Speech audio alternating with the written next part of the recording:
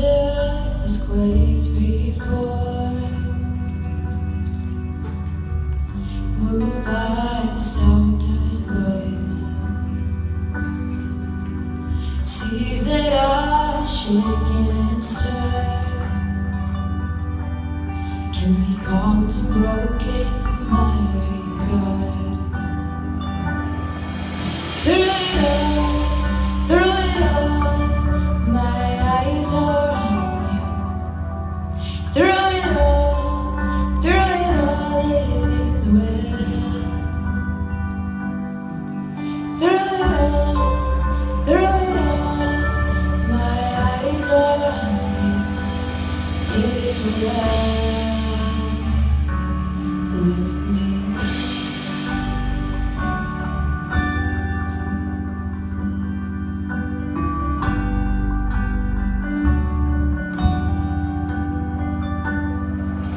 For me to not believe,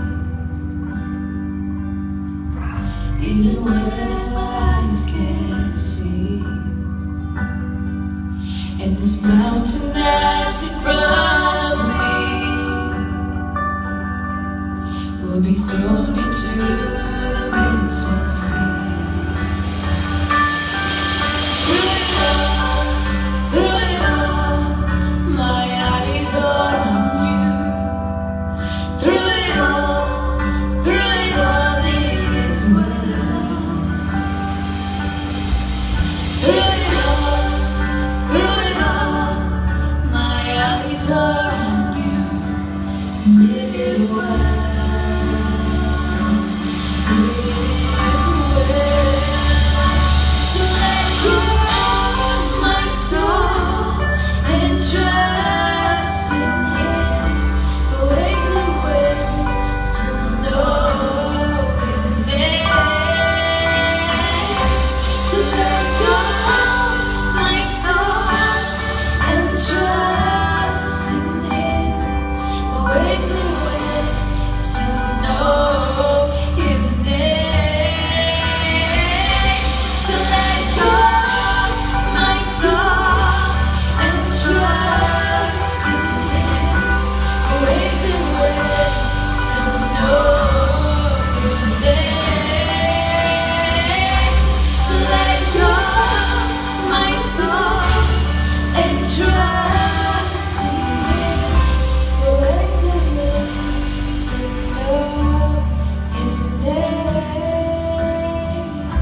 The waves and winds to know His name.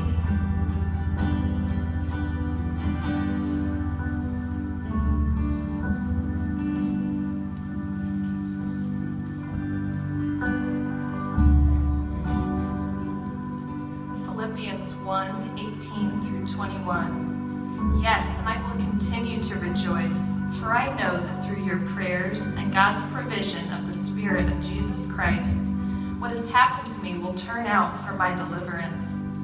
I eagerly expect and hope that I will in no way be ashamed, but will have sufficient courage, so that now, as always, Christ will be exalted in my body, whether by life or by death. For to me, to live is Christ, and to die is gain.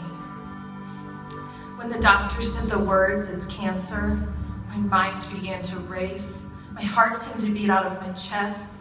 I immediately thought about my dad, watching his health deteriorate so quickly, before he was even 50 when he got the same diagnosis. Then into that stirring chaos in my soul, this quiet voice spoke, "I'm here, I'm with you, I've got this." And in that moment, I discovered a courage I never thought I'd have, one I'd never known before. And even though the diagnosis didn't change, and even though I don't know what's going to happen tomorrow or how many tomorrows I'll get, I'm sure of one thing: I can face this because God is with me. Philippians 1:12-14. Now I want you to know, brothers and sisters, that what has happened to me has actually served to advance the gospel. As a result, it has become clear throughout the whole prison and to everyone else that I am in chains for Christ. And because of my change, most of the brothers and sisters have become confident in the Lord and dare all the more to proclaim the gospel without fear. The day I lost my job was terrible. I was overwhelmed by it all. I don't even know why it happened. After 10 years of dedicated service, all they could say was, "Your services are no longer needed." But somehow, in the middle of this mess, God has still been faithful. The severance has more than covered our immediate needs. We've managed to always have food on the table. And it's created some unexpected opportunities to have conversations of significance with my family. My brother has never been interested in God, and whenever I bring it up, he changed the subject. He just didn't see why faith mattered. But lately, we've had some of the most honest conversations about faith and God and why I choose to keep following him even though it's difficult. He's asking questions about how I have hope in the midst of these circumstances, and all I can say is, because God is with me. Philippians 4 through 7, and 11 through 13. Rejoice in the Lord always. I will say it again, rejoice. Let your gentleness be evident to all. The Lord is near. Do not be anxious about anything, but in every situation, by prayer and petition, with thanksgiving, present your requests to God. And the peace of God, which transcends all understanding, will guard your hearts and your minds in Christ Jesus. For I have learned to be content, whatever the circumstances. I know what it is to be in need, and I know what it is to have plenty. I have learned the secret of being content in any and every situation, whether well-fed or hungry, whether living in plenty or in want. I can do all this through him who gives me strength.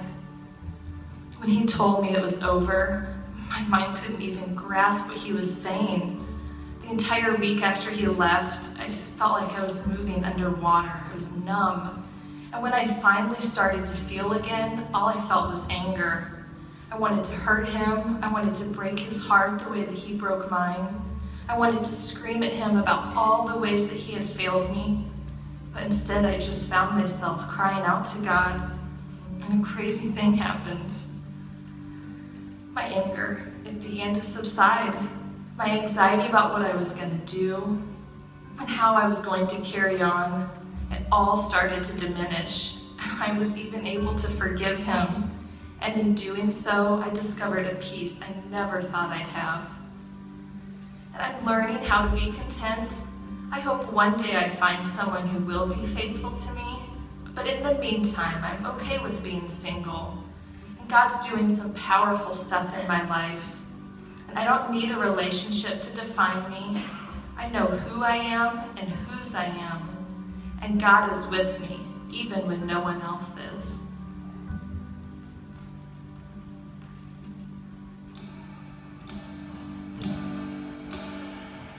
It is well.